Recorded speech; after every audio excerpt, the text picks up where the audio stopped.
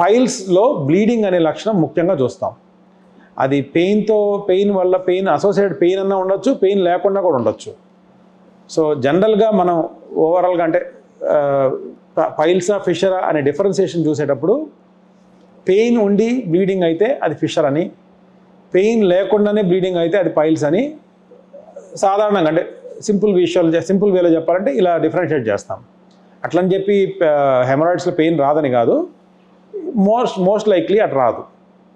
ఎవరికైతే మోషన్లో బ్లడ్ వస్తుందో 100% అది అబ్నార్మల్. ఎవరైనా కొంచెం పడింది అట కాదండి. మోషన్లో బ్లడ్ వచ్చింది అని అంటే ఖచ్చితంగా టెస్ట్ చేయించుకోవాలి.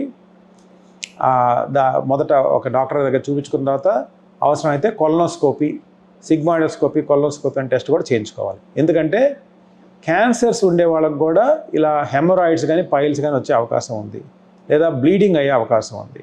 సో మనం ఖచ్చితంగా అట్లాంటి సీరియస్ ప్రాబ్లమ్స్ ఏమైనా ఉన్నాయా లేదా అనేది మనం నిర్ధారించుకున్నాకనే నెక్స్ట్ ట్రీట్మెంట్ గురించి ఆలోచించాలి. మెడ్ప్లస్ లో అదే మెడిసిన్ అదే క్వాలిటీ, మార్కెటింగ్, డిస్ట్రిబ్యూషన్, ఇంకోటి అంటూ వీళ్ళకి అదనపు ఛార్జీలు ఉండవు. అందువల్లే 50 to 80% డిస్కౌంట్ లో మనకు అందిస్తున్నారు.